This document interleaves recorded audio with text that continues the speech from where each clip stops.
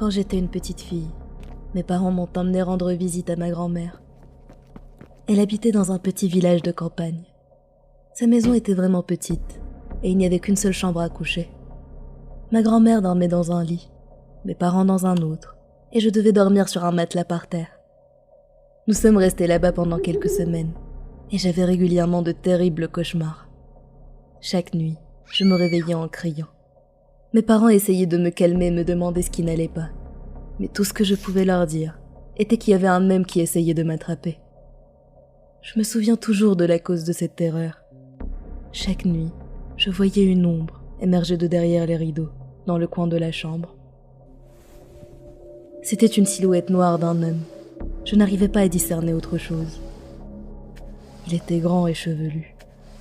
Je le regardais avec horreur se diriger vers moi en rampant, avec une lenteur répugnante. Il s'approchait de moi et me chuchotait quelque chose à l'oreille.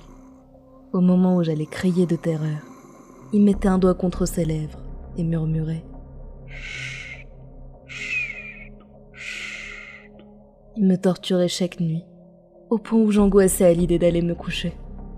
Et plus le temps passait, plus il apparaissait non seulement la nuit, mais également en plein jour. Un après-midi, nous étions tous en train de regarder la télé dans le salon, et à un moment donné, mon regard s'est perdu sur ma gauche. Et c'est là que j'ai vu les rideaux s'écarter lentement, révélant l'homme qui se tenait là, me fixant en silence. Il a levé la main, a pressé son doigt contre ses lèvres, et a chuchoté. Un cri de terreur m'a échappé, et j'ai immédiatement raconté à ma mère ce que j'avais vu.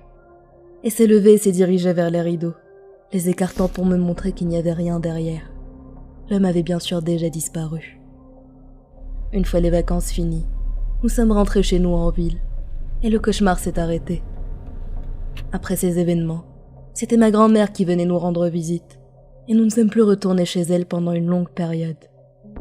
Le temps est passé, et j'ai fini par complètement oublier l'homme à la silhouette noire. Un été, alors que j'avais 13 ans et mon petit frère 5, nous sommes encore une fois allés rendre visite à ma grand-mère.